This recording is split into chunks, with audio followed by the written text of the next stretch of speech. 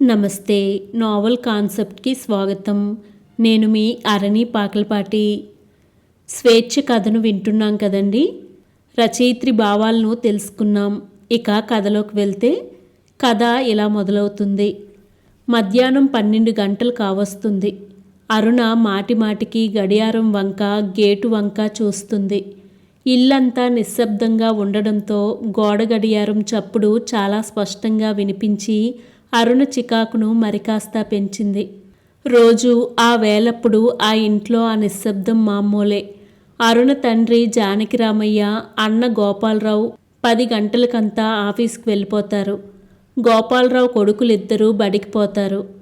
తల్లి సీతమ్మ, వదిన సుశీల కూడా భోజనాలు ముగించి ఏ పప్పులు బాగు చేసుకోవటమో, బట్టలు కుట్టటమో చేసి బద్ధకంగా నడుం వాలుస్తారు. పిల్లలు మళ్ళీ 3 గంటలకు గానీ రారు. అప్పటి వరకు వాళ్ళకు విశ్రాంతి. అరుణ ఇంట్లో పనులన్నీ చేస్తుంది కానీ మధ్యాహ్నం భోజనాలు అయ్యాక చేసే పనులంటేనే చిరాకు. ఏ పుస్తకమో తీసుకొని చదువుకుంటూ నిద్రపోతుంది. మామూలుగా అరుణకు కాలేజీ, చదువు, పరీక్షలు వీటితో ఇంట్లో గడిపే సమయం తక్కువే. సెలవుల్లో పగలంతా ఇంట్లో కూర్చోవలసి వచ్చినప్పుడు అరుణకు ఊపిరాడినట్లే ఉంటుంది. ఎంఏ ఫైనల్ పరీక్షలై 10 రోజులే అయినా 10 నెలలైనట్లుగా ఉంది అరుణకు. స్నేహితురాలు ఉమ ఎంఎస్సి పరీక్షలు క్రితం రోజే పూర్తయ్యాయి. ఉదయం 10 గంటలకే వస్తానన్న ఉమ 12 అవుతున్నా రాలేదని అసహనంగా చూస్తుంది అరుణ.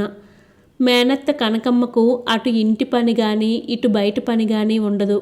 ఇంట్లో మిగిలిన వాళ్ళు ఏ సమయాల్లో ఏమేం చేస్తున్నారో కనిపెట్టి చూసి ప్రతి పనిని విమర్శించడమే ఆమె పని. ఆవిడ అరుణ అసహనాన్ని గమనించింది. ఊరికే వాకిలి వంక, గడియారం వంక చూడకపోతే డాబా మీదున్న వడియాలు తెచ్చి ఒలవరాదే అరుణ. అరుణకు ఆవిడతో మాట్లాడమన్నా, వాదన పెంచడమన్నా చాలా చిరాకు. ఆమె చెప్పే పనులు చేయటానికి వీలైనవి ఉంటే చేసేస్తుంది, లేకపోతే తనని కాదన్నట్లు మాట్లాడకుండా ఊరుకుంటుంది. అరుణ మౌనం కనకమ్మని రెచ్చగొట్టి అరుణ నిర్లక్ష్యాన్ని గురించి గొడవ చేయిస్తుంది. కానీ ఆమె ఎంత అరిచి గీపెట్టినా, ఇంట్లో వాళ్ళంతా తిట్టినా సరే అరుణ మాత్రం పెదవి విప్పదు.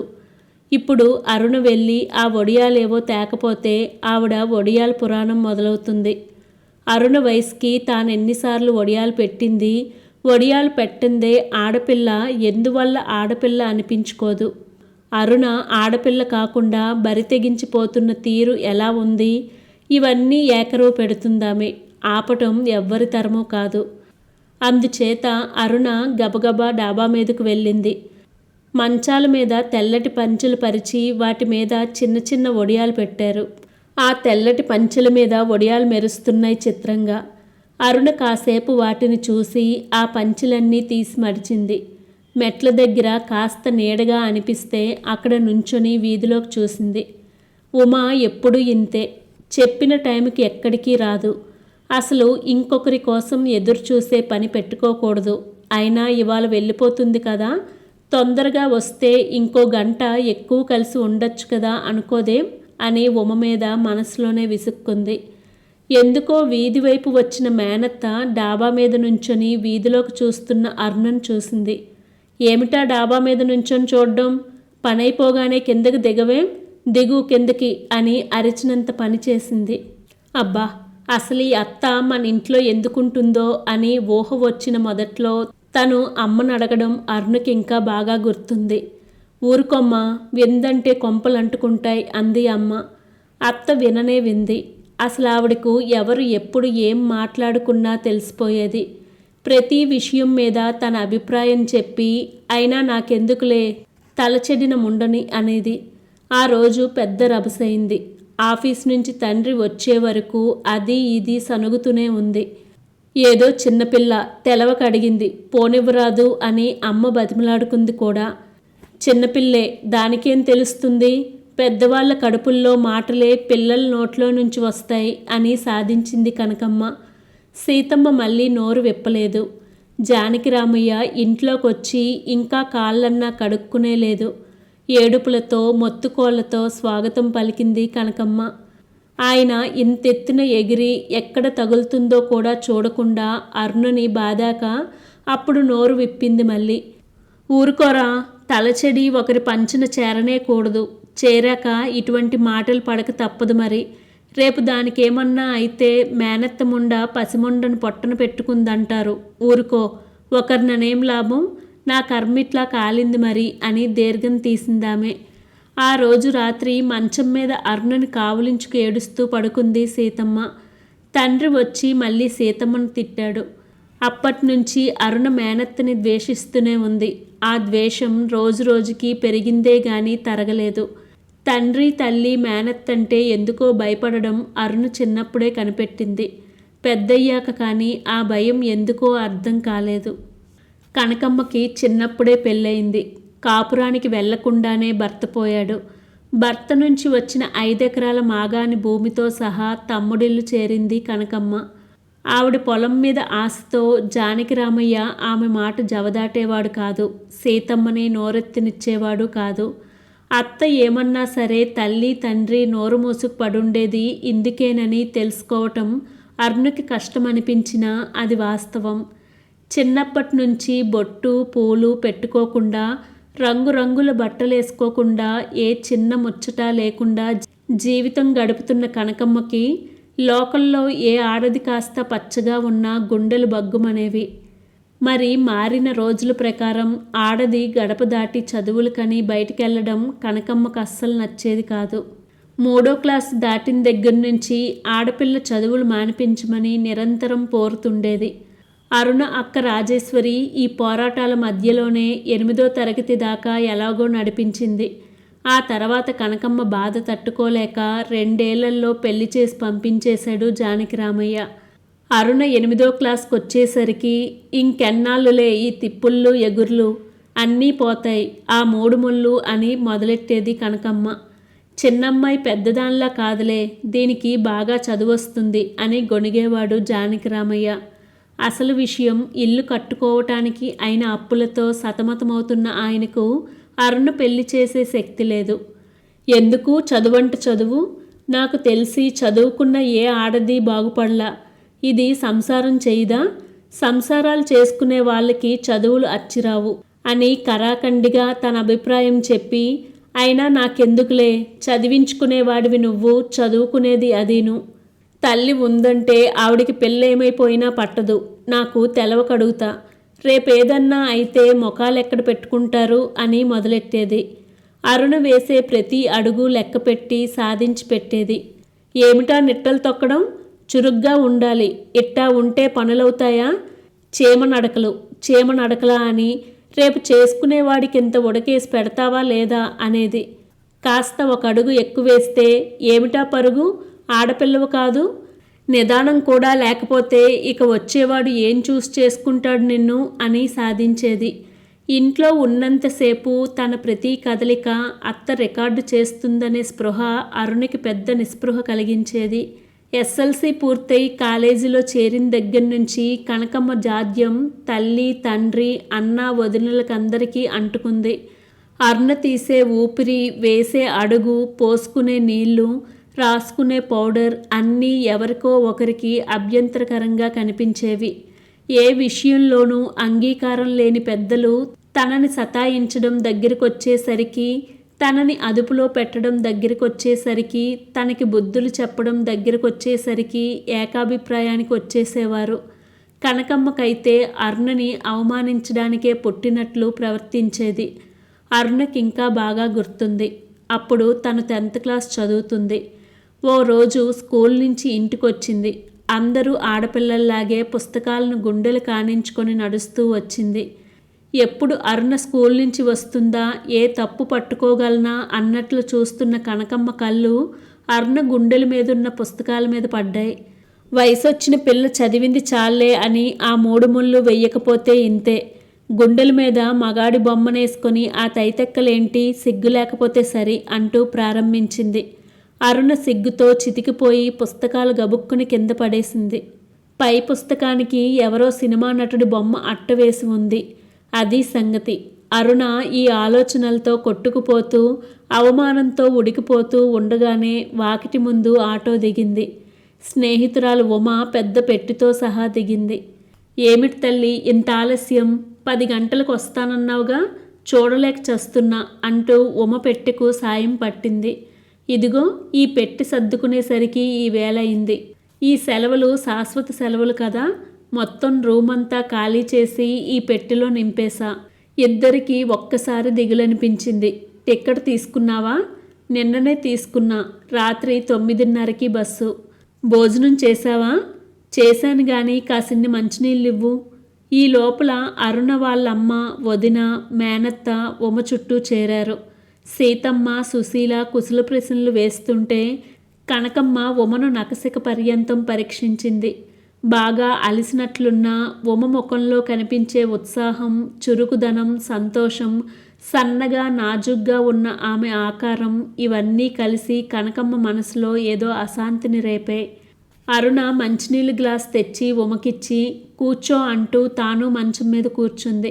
ఉమ కంటే ముందు మిగిలిన ముగ్గురు మంచం పక్కనే కూర్చొని అరుణ డాబా మీద నుంచి తెచ్చిన ఒడియాల చీరల్ని ముందు పడేసుకొని ఒలవడం మొదలుపెట్టారు. ఉమ అరుణను చూసి నవ్వింది. అరుణ ఇబ్బంది పడుతూనే, నిన్న పరీక్ష ఎలా రాశావు? పర్వాలేదు, అన్నీ అనుకున్న ప్రశ్నలే వచ్చాయి. ఫస్ట్ క్లాస్ వస్తుందిలే, దిగులు లేదు అంది ఉమ నిర్లక్ష్యంగా. ఫస్ట్ క్లాస్ గురించి ఎవరు ఆలోచిస్తున్నారు? గోల్డ్ మెడల్ సంగతి ఏమిటి? ఏమో చెప్పలేం. ఆ ప్రేమ కుమారుడు గడ్డాలు మీసాలు పెంచి నిద్రాహారాలు మాని తపస్సు చేశాడుగా, తన్నుకుపోతాడేమో. గడ్డాలకి మీసాలకి మార్కులేస్తే ఇంకా చాలామంది కూడా తన్నుకుపోతారేమో.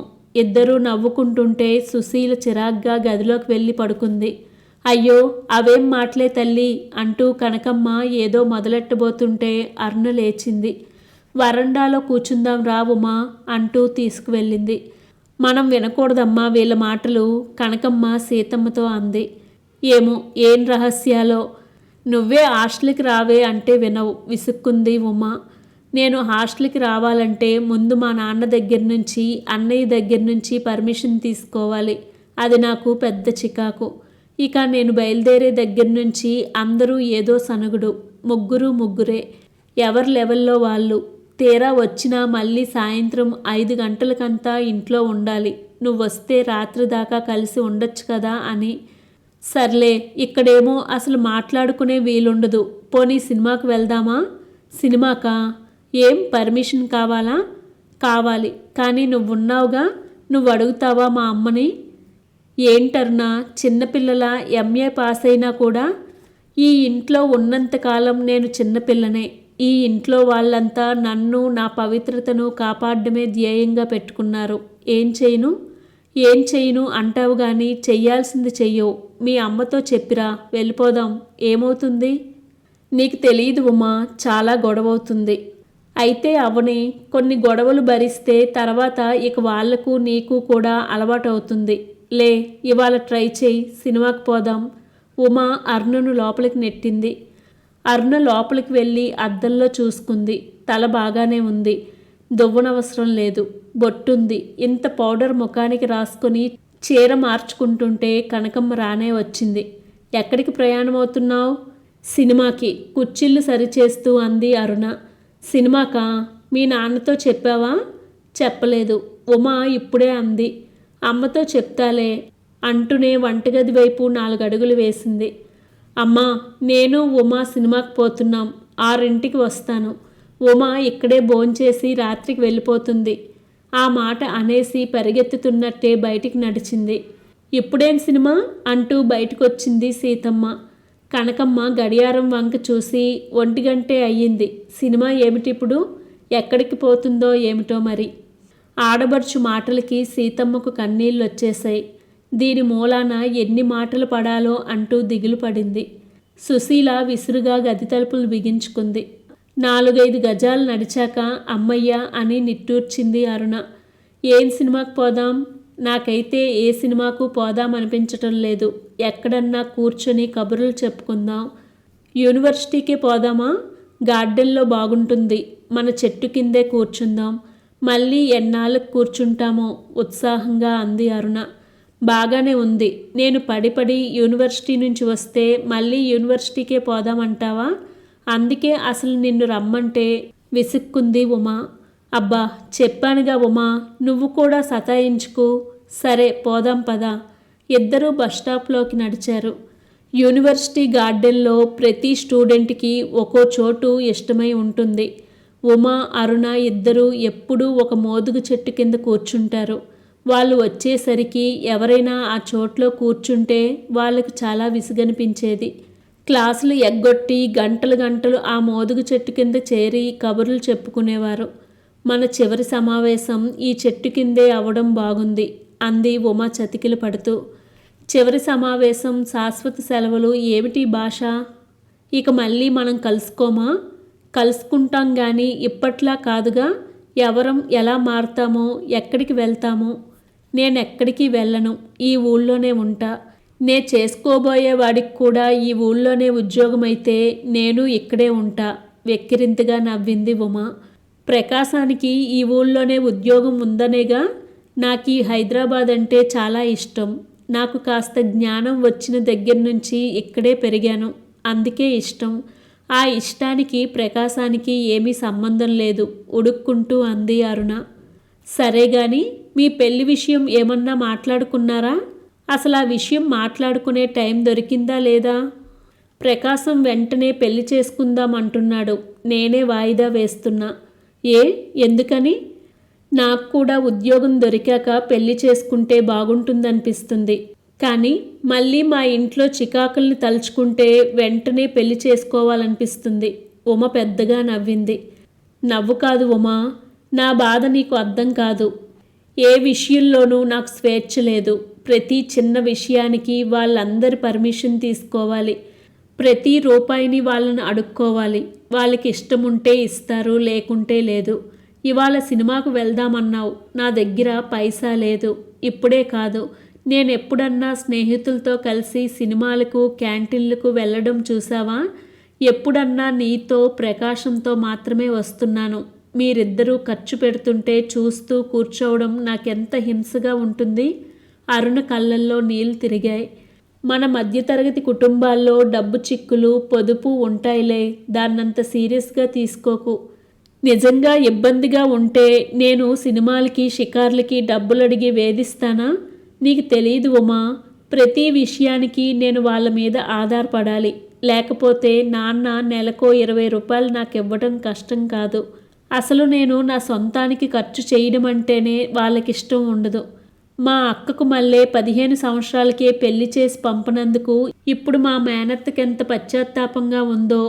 అన్నట్టు నేను అమ్మమ్మనయ్యాను తెలుసా? అదేంటి? ఏముంది? మా అక్క రాంచీలో ఉంటుందే, ఆవిడ కూతురికి ఇంకో కూతురు పుట్టింది. మా అక్కకు 15 ఏళ్ళకు పెళ్లి చేశారు. 16వ ఏట కూతురు పుట్టింది. మా బావగారిది మాకంటే సాంప్రదాయక కుటుంబం. వాళ్ళ అమ్మాయికి కూడా 16వ ఏటే పెళ్లి చేసి ఇప్పుడు తాతయ్యారు. ఈ 2 రోజుల నుంచి ఇంట్లో మా మేనత్త చేసే గొడవ కాదు. అవతల నాకు మనవరాలు పుట్టేసింది. నాకేమో ఇంకా పెళ్ళే కాలేదు. సరైన సంబంధాలు లేక, కట్నాలు పొయ్యలేక నా పెళ్లి చేయలేదు. పెళ్లి కుదరలేదు కదా అని నాన్న ఎలాగో నన్ను MA చదివించే ధైర్యం చేశాడు. ఇప్పుడిక దిగులు నాకు పెళ్ళే కాదేమోనని. ఆ దిగుల్ని కోపంగా మార్చి అదంతా నా మీద క్రూరంగా చూపిస్తారు వీళ్ళు. ఒక రకంగా ఆలోచిస్తే ఎంత తొందరగా పెళ్లి చేసుకుని ఆ ఇంట్లోంచి బయటపడి స్వేచ్ఛ పొందుదామా అని ఉంది. ఉమ మళ్ళీ పెద్దగా నవ్వింది. అరుణ సీరియస్ అయిపోయి, నీకు నవ్వుగా ఉందా? నీకేం, మీ ఇంట్లో నీకు స్వేచ్ఛ ఉంది. మీ వాళ్ళు నిన్ను హైదరాబాదులో హాస్టల్లో ఉంచి చదివిస్తున్నారు. నా బాధ నీకేం అర్థం కాదు. నేనున్నది ఇంట్లో కాదు, జైల్లో అంది బాధగా.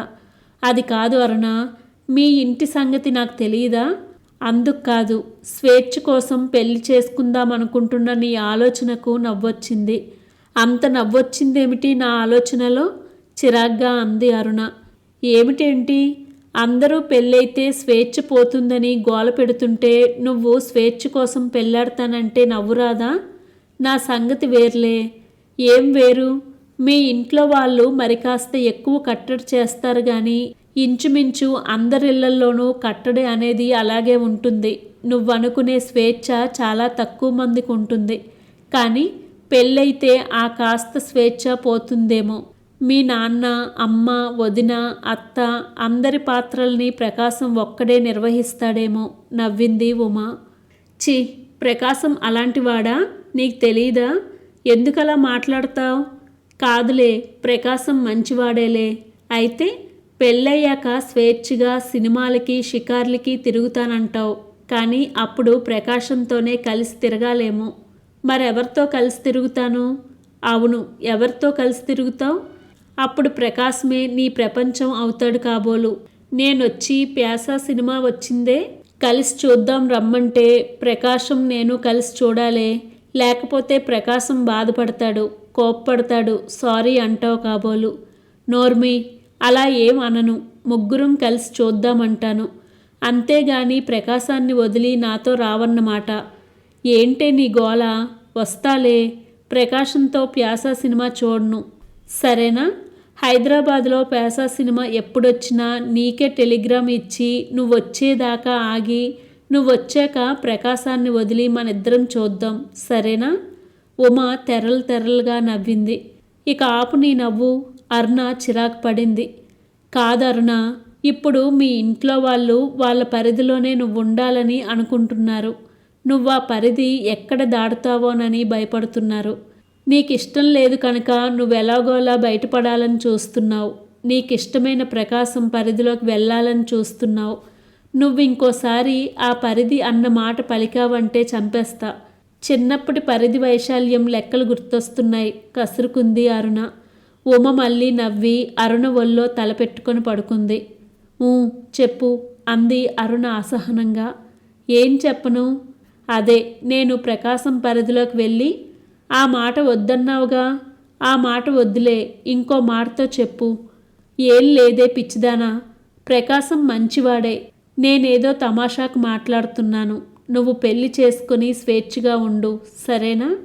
ఎగతాళి చేస్తున్నావు, అలిగింది అరుణ. మరి నువ్వు చిన్నపిల్లల పెళ్లి చేసుకొని స్వేచ్ఛగా ఉంటానంటే ఏం చేయను? పెళ్లి చేసుకొని ఆ సంసారంలో పడితే స్వేచ్ఛ అనే మాట గుర్తు చేసుకోవటానికి కూడా టైం ఉండదు. ఇల్లు, అంట్లు, పొరుళ్ళు, పిల్లలు, చిచి అంతే మరి. మీరు ప్రేమించుకున్నారు గనక, ప్రకాశం నాకు కూడా తెలుసు కనుక ఊరుకుంటున్నాను కానీ, లేకపోతే నిన్ను అసలు పెళ్లి చేసుకొనిచ్చేదాన్నేనా? ప్రకాశంతో జీవితం బాగానే ఉంటుందిలే, భయపడకు. అరుణ ముఖం చూసి అనునయంగా అంది ఉమ. నువ్వెప్పటికీ పెళ్లి చేసుకోవా? ఆలోచిస్తూ అంది అరుణ. మరేం చేస్తావు? పెళ్లి చేసుకోపోతేనేం, చెయ్యటానికి చాలా పనులుంటాయి. నాకు సబ్జెక్ట్ అంటే ఎంత ఇష్టమో నీకు తెలీదా? నేను రీసెర్చ్ చేస్తాను. నా సబ్జెక్ట్లో నేను చేరగలిగినంత ఎత్తుకు చేరుతాను. అదే నా ధ్యేయం, స్థిరంగా పలికింది ఉమ. పెళ్లి చేసుకొని ఆ పని చేయకూడదా? పెళ్ళంటూ అయితే ఇక అన్నీ అందులో కొట్టుకుపోవలసిందే. పెళ్ళైతే స్వేచ్ఛ ఉండదు. నేను రాత్రింబగళ్ళు ల్యాబ్లో గడిపితే చేసుకునేవాడు ఊరుకుంటాడా? నేనొక్కదాన్నే అయితే నా ఇష్టం. నా ఇష్టమైతే వండుకుంటా, లేకపోతే హోటల్లో తింటా. నా ఇష్టమైనంతసేపు పని చేసుకుంటా. ఇష్టమైనప్పుడు రిలాక్స్ అవుతా. ఎవరి కోసమో నేను ఆగాల్సిన పని ఉండదు. అందుకే నాకు నవ్వొచ్చింది. నేను స్వేచ్ఛ పోతుందని పెళ్ళి వద్దనుకుంటుంటే నువ్వు స్వేచ్ఛ కోసం పెళ్ళాడతానంటున్నావని. అరుణ ఆలోచనలో పడి మౌనంగా కూర్చుంది. ఏమిటే, నీ మూడు పాడు చేశానా? నాకంటే రీసెర్చ్ పిచ్చి ఉంది కనుక పెళ్ళి వద్దనుకుంటున్నాను. నీకేంటి? ప్రకాశం నిన్నెంతో ప్రేమిస్తాడు. నీ జీవితం చాలా బాగుంటుంది. ప్రకాశం మంచివాడేనే, సంజాయిషి చెప్తున్నట్లుగా అంది అరుణ. అరే పిచ్చి మొహమా, కాదని ఎవరన్నారు? నేను సరదాగా అన్నాను. పెళ్లి చేసుకొని కూడా నువ్వు స్వేచ్ఛగా ఉండొచ్చు. అరుణ నెత్తిమీద కొడుతూ అంది ఉమ. అయినా నేను ఉద్యోగం వచ్చే వరకు పెళ్లి చేసుకోన్లే. అవును, అలా చెయ్యి. స్వేచ్ఛకు ముందు కావలసింది డబ్బు. లే, క్యాంటీన్కి వెళ్ళి టీ తాగుదాం పదా, లేచింది ఉమ. ఇద్దరూ క్యాంటీన్కి నడిచి అక్కడ టీ తాగి ఆర్ట్స్ కాలేజీ దగ్గర నించున్నారు.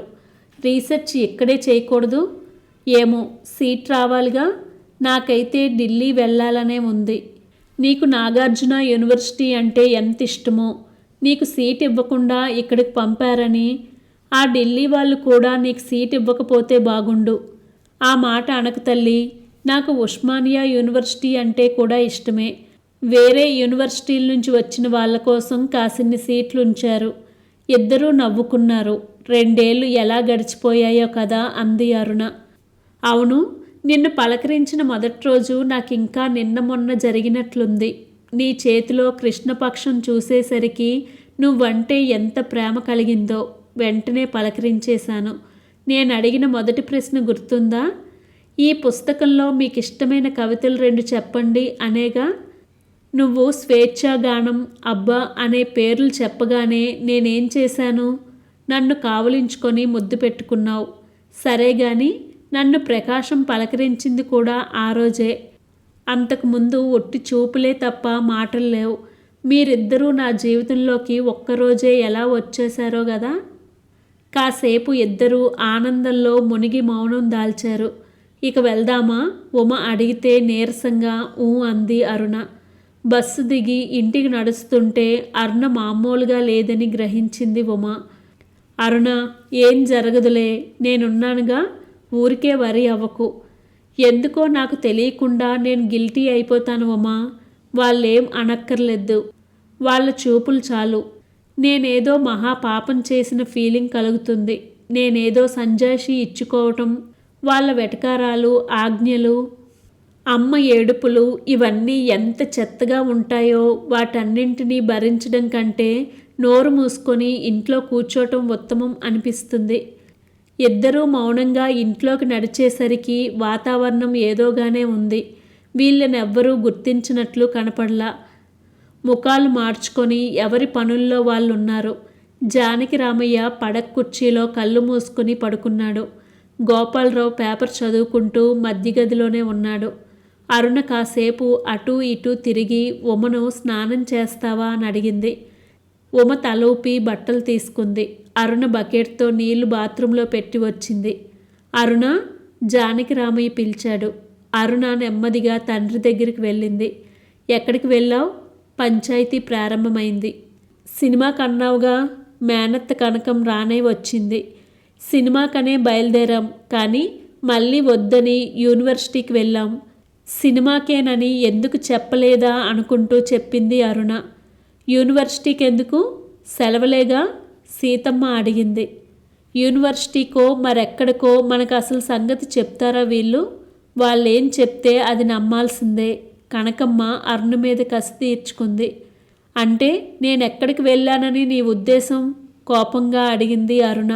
నువ్వెక్కడికి వెళ్తే నాకెందుకు తల్లి? నా మీద కోపం రావటం, నేను మాటలు పడ్డం, మీ అమ్మా నాన్న ఉన్నారు, మధ్యలో నేనెవర్ని? ఆవిడ 4 అడుగులు వెనక్కి వేసి నిల్చుంది.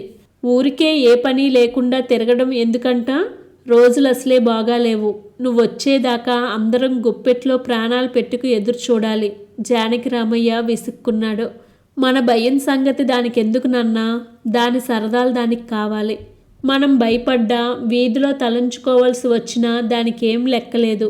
గోపాలరావు పేపర్ అవతల పడేసి నించున్నాడు. మీకెందుకండి? ఆయన ఉన్నారు. ఆయన కూతురి విషయం ఆయన చూసుకుంటారు. మీరేమన్నా పెద్దరికం వహించబోతే నీ అంత నేను చదివాను, నీ లెక్కేమిటి అంటుంది. మీకెందుకంట? సుశీల అందుకుంది. ఉమా బాత్రూంలోంచి రావడంతో అందరూ ఎటు వాళ్ళటు వెళ్ళారు. అరుణ బాత్రూంలో దూరి కాసేపు ఏడ్చి ముఖం కడుక్కొని వచ్చింది. ఉమ ఎక్కడా కనపడలేదు. ఉమేది అని అడిగింది సుశీల్ని. ఏమో, ఎవరికి తెలుసు? విసురుగా అంది సుశీల. డాబా మీదకి వెళ్ళినట్లుంది, సీతమ్మ చెప్పింది. అరుణ డాబా ఎక్కింది. ఏంటి సీరియస్గా ఉన్నారందరూ? నీ క్లాస్ తీసుకున్నారా? అయిపోయిందిలే ఆ గోల. పోనీలే, ఇంకా సేపట్లో వెళ్ళిపోతావు. కబుర్లు చెప్పు. కబుర్లకేం, కావలసినన్ని. సరే గాని మర్చిపోయాను. ప్రకాశం రాసిన ఉత్తరాలన్నీ నా దగ్గరే ఉన్నాయి, తెచ్చాను, తీసుకొని దాచుకో అంది ఉమా. వద్దు ఉమా, నాకు దాచుకోవటానికి ఈ ఇంట్లో కాస్త జాగా కూడా లేదు. అన్ని ఉత్తరాలు ఎక్కడ పెట్టను? నాకంటూ ప్రత్యేకంగా చిన్న అట్టపెట్టె కూడా లేదు. ఒకవేళ ఉన్నా అందరూ చూస్తారు. చూసేదాకా ఎవ్వరికీ నిద్ర పట్టదు. నీ దగ్గరే ఉంచు. ఉమా మరి మాట్లాడలేదు. మా పెళ్ళయ్యాక మేమిద్దరం కలిసి నీ దగ్గరకు వచ్చి ఆ ఉత్తరాలు తీసుకుంటాంలే. పెళ్ళి అంటున్నావు, ఏమన్నా ఆలోచిస్తున్నావా? మీ వాళ్ళెలాగూ ఒప్పుకోరు. ఎలా కుదురుతుంది? బాగా గొడవ చెయ్యరు? అసలు వాళ్ళకి చెప్పను. వాళ్ళను ఒప్పించుదామనుకోవడం వెర్రితనం. రిజిస్ట్రేషన్ చేయించుకొని ఒకరోజు ఇక్కడి నుంచి ప్రకాశం దగ్గరికి వెళ్ళిపోతాను. తర్వాత ఉత్తరం రాస్తాను. వస్తే వస్తారు, లేకపోతే లేదు. ముందు వాళ్లకు తెలిసిందో నన్ను చంపటమైనా చంపుతారు గాని పెళ్లి జరగనివ్వరు. ఆ రహస్యం బయటపడకుండా చూడడమే నా పని. పెళ్లి విషయంలో నీకే సాయం కావాలన్నా గుంటూరు వచ్చే అరుణ. మా వాళ్ళు గొప్పవాళ్ళు కాదు గాని కొంతవరకు విషయాన్ని అర్థం చేసుకుంటారు. నువ్వేమీ సందేహించుకు, నా దగ్గరికి వచ్చేయి. ఉమ చేతిని ప్రేమగా నొక్కింది అరుణ. 8 దాకా కబుర్లు చెప్పుకొని కిందకి దిగి వచ్చారు. అరుణ ఇద్దరికీ అన్నం పెట్టింది. భోజనాలు చేశాక ఇద్దరూ వాకిట్లో నుంచొని ఖాళీగా పోతున్న ఆటోని ఆపారు. ఉమా, సారీ, నిన్ను బస్సు ఎక్కించడానికి రాలేను. ఏడ్సావులే, ఇంత రాత్రి మళ్ళీ నువ్వొక్కదానివే రావద్దు. నీకెంత స్వేచ్ఛగా తిరగాలని ఉన్నా పరిస్థితులను కూడా గమనించుకోవాలమ్మాయి. పెట్టే ఆటోలో పెట్టించి ఎక్కి కూర్చుంది ఉమా. ఉత్తరాలు రాస్తావుగా? బెంగగా అడిగింది అరుణ. రాస్తానే, మరి సెలవుల్లో ఇంకేం పనుంది? జాగ్రత్తగా రాయ్, సెన్సార్ అవుతాయి. అబ్బా బోర్. సరేలే. ఆటో కదిలిపోయింది. అరుణ గేటు వేసి లోపలికి వెళ్ళి ఎవరితోనూ మాట్లాడకుండా దుప్పటి ముసుగు పెట్టుకొని పడుకుంది. ఇంట్లో వాతావరణం గురించి ఆలోచించాలనిపించలేదు. ఉమ ఎంత మంచిది. పెళ్లి గురించి ఎంత బాగా ఆలోచించింది. నిజంగానే పెళ్ళైతే ఇల్లు పిల్లలు వీటిల్లో చిక్కుకుపోతే ఇంక స్వేచ్ఛ ఏమిటి? కానీ పెళ్ళి లేకుండా ఈ ఇంట్లో ఇంకా తనుండలేదు. అందులో ప్రకాశాన్ని వదిలి. ప్రకాశానికి తనంటే ఎంతో ప్రేమ. మా ప్రేమతో స్నేహంతో ఎంతో హాయిగా ఉంటాం. కలిసి పని చేసుకుంటాం. ప్రతి విషయం కలిసి ఆనందిస్తాం. ఒకరి కోరికలు ఒకరం అర్థం చేసుకుంటాం. 5 ఏళ్ళ తర్వాత పిల్లల్ని కనచ్చు. పిల్లల్ని స్వేచ్ఛగా పెంచుతాం. నా ఇల్లంటూ నాకుండి నా గురించి ఆరాలు తీసి నన్ను అదుపులో పెట్టేవాళ్ళు లేకుండా ఉంటే చాలు. ప్రకాశంతో అలాగే ఉంటాను. ఈసారి ప్రకాశంతో ఈ విషయం మాట్లాడాలి. పెళ్ళయ్యాక కూడా స్నేహంగా ఉండాలి మనం అని చెప్పాలి. అమ్మా నాన్నల్లా పిల్లి ఎలకల్లా ఉండకూడదు. ప్రకాశంతో మాట్లాడాలి. అరుణ పార్కులోకి వస్తూనే ప్రకాశం కోసం వెతికింది. సికింద్రాబాద్ కంటోన్మెంట్ ప్రాంతంలో ఉన్న ఆ పార్క్ చాలా చిన్నది. పార్కులో కూర్చొని ఆనందించడానికి అక్కడికి ఎవ్వరూ రారు. నిద్రపోయే కూలీలతో ఆడుకునే పిల్లలతో నిండి ఉంటుంది.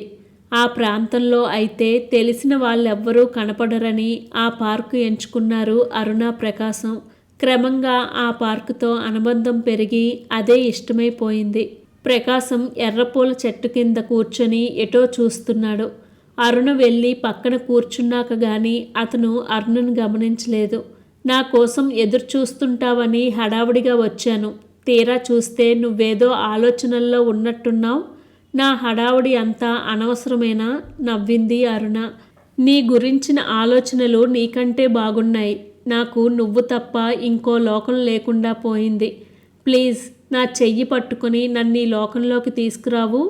దీనంగా ముఖం పెట్టాడు ప్రకాశం. నన్నేం చేయమంటావు?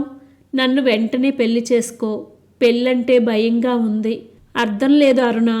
ఈ విషయం ఇక నాంచడం నాకంత బాగోలేదు. సీరియస్గా మాట్లాడు. ఎప్పుడు మన పెళ్ళి? అరుణ ప్రకాశం ముఖంలోకి చూసింది. ప్రకాశం అంటే ప్రేమ హృదయమంతా నిండిపోయింది. అదే క్షణంలో ఉమ మాటలు కూడా గుర్తొచ్చాయి. పెళ్ళంటే గానుగెద్దు జీవితం. ఇల్లు పిల్లలు తప్ప మరో లోకం లేకుండా బతుకంతా గడపడం అంటే భయంగానే ఉంది. కానీ ప్రకాశం లేకుండా జీవితాంతం ఆ ఇంట్లో ఆ నరకంలో ఉండగలదా? అసలు వాళ్ళు ఉండనిస్తారా? ప్రకాశం అంటే తనకెంతో ప్రేముంది. ఈ భయం దేనికి?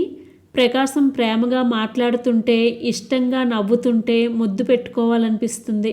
అతన్ని గుండెలకు హత్తుకోవాలనిపిస్తుంది. పెళ్ళి కాకుండా ఎలా? ఎన్నాళ్ళు ఆలోచిస్తావర్నా? అరుణ ఈ లోకంలోకి వచ్చింది. మనసు విప్పి మాట్లాడు. ఎందుకు ఇంకా ఆలస్యం? ఏం లేదు ప్రకాశం.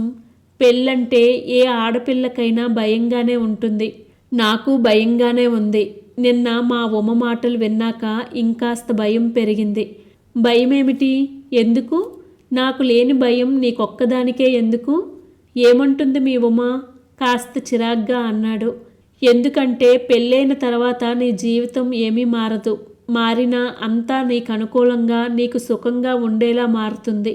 నా జీవితం అట్లా కాదు. అదేంటి, నేను సుఖంగా ఉండి నిన్ను కష్టపెడతానా? నిన్ను నీ ప్రాణాన్ని విస్తుపోయినట్లు చూశాడు ప్రకాశం. నే చెప్పేది విను. నువ్వు నన్ను తిట్టవు, కొట్టవు, ప్రేమగానే చూస్తావు. మరి ఆ ప్రేమకు ప్రతిఫలంగా నేనేం చెయ్యాలి? నన్ను ప్రేమించాలి. ప్రేమించడం అంటే ఏమిటి?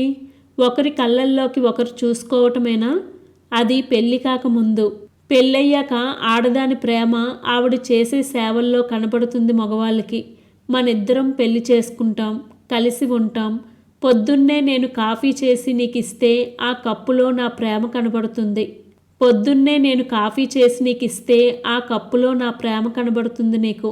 అలాగే నేను వండి పెట్టే తిండిలో, నేను ఉతికే బట్టల్లో, నేను చేసే పరిచర్యల్లో, వీటిల్లో ప్రేమ కనిపిస్తుంది. క్రమంగా నేను వ్యక్తిగా కనపడడం మానేసి బాగా మండుతున్న వస్తువులా కనపడతాను. అరుణ, అర్థం లేకుండా మాట్లాడకు. నువ్వు తిండి వండి పెడతావనా నిన్ను ప్రేమిస్తున్నాను? తిండి వండకపోతే ప్రేమించనా? నీ అందం, తెలివి, ప్రతి విషయాన్ని సున్నితంగా ఆలోచించే నీ మనసు, వీటిని ప్రేమిస్తున్నాను గాని నువ్వు కాఫీ చేసి ఇస్తావని, వంట చేసి పెడతావని ప్రేమిస్తున్నానా?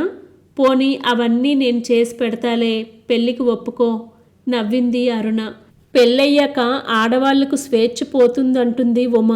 నాకిప్పుడు స్వేచ్ఛ లేనే లేదు కనుక పోయే సమస్యే లేదు. నా సమస్య అంతా పెళ్లితో స్వేచ్ఛ పొందగలనా అని. ఇవాళ నేను 4 గంటలకు ఇంటి నుంచి బయలుదేరాను. 6 మళ్ళా ఇంట్లో ఉండాలి. అబద్ధం చెప్పి ఇక్కడికి వచ్చాను. రాత్రి పడుకోబోయేంత వరకు ఈ అబద్ధం ఎవరికన్నా తెలుస్తుందేమో, అదెప్పుడు ఎలా బద్దలవుతుందో, ఎంత అవమానం భరించాలో అనే చిత్రహింస పడుతూనే ఉండాలి. అదో కథ. కానీ పెళ్ళయ్యాకైనా నేనొక్కదాన్ని ఇలా పార్కులో ఇంకో ఫ్రెండ్తో మాట్లాడుతూ కూర్చోగలనా? నువ్వొక్కడివే ఉంటావని, నువ్వేమనుకుంటావోనని, నీకు భోజనానికి ఇబ్బంది అవుతుందేమోనని 1,00,000 అనుమానాలతో, భయాలతో, సందేహంతో మనసు పాడైపోదు. నాకు భవిష్యత్తులో నన్నా స్వేచ్ఛగా ఉండాలని ఉంది. నా టైము నా ఇష్టం వచ్చినట్లు గడపాలి. 6 కాదు 12 గంటలకు ఇల్లు చేరినా ఎవ్వరికీ సంజాయిషి ఇచ్చుకోనవసరం లేకుండా గడపాలని ఆగింది అరుణ. నువ్వెంత అర్థం లేకుండా మాట్లాడుతున్నావో, నన్నెంత అపార్థం చేసుకుంటున్నావో ఆలోచిస్తే నీకే తెలుస్తుంది. నేను నిన్ను హింసించి కాల్చుకు తింటానన్నట్టు నువ్వెందుకు ఆలోచిస్తున్నావో నాకు తెలియటం లేదు. కోపంతో ప్రకాశం ముఖం ఎర్రగా కందింది. మాట్లాడకుండా కూర్చున్నాడు. అరుణకు దిగులనిపించింది. పాపం ప్రకాశం మంచివాడే. తననింత ప్రేమించే ప్రకాశాన్ని వదులుకోగలదా? ఆ ఇంట్లో ఇంకా ఎక్కువ రోజులుంటే తనకు పిచ్చెక్కిపోతుంది. నాకు ఉద్యోగం రాని ప్రకాశం అనునయంగా అంది. అప్పుడు ఆలోచిస్తావా? ప్రకాశం గొంతు కాస్త కఠినంగా ఉంది. కాదు, ఉద్యోగం రాగానే పెళ్లి చేసుకుందాం. అరుణ, నిజంగానా? ప్రకాశం అరుణ చేతిని తన చేతుల్లోకి తీసి ముద్దాడాడు. అరుణ, నువ్వు ఉద్యోగం చేద్దువు గాని, నాకు కూడా అదే ఇష్టం. కానీ ఉద్యోగం దొరికే వరకు పెళ్లి వాయిదా ఎందుకు? నాది మంచి ఉద్యోగమే కదా, మనకేం ఇబ్బంది ఉండదు. నీ ఉద్యోగం నెమ్మదిగా చూసుకోవచ్చు. కాదులే ప్రకాశం, ఉద్యోగం దొరికాకే పెళ్ళి ఖచ్చితంగా అంది అరుణ. సరే, నీ ఇష్టం. ప్రకాశం అరుణ భుజం మీద చెయ్యి వేశాడు. ఇక వెళ్దామంది అరుణ చుట్టూ చూస్తూ. అప్పుడేనా? 5:15 కదా అయ్యింది. ఇల్లు చేరేసరికి 6 అవుతుంది. టైంకి వెళ్తే వాళ్ళకి నాకు కూడా శాంతి. లేచింది అరుణ. కథ కొనసాగుతుంది. నచ్చినట్లయితే లైక్ చేయండి, షేర్ చేయండి, సబ్స్క్రైబ్ చేయండి. Thank you.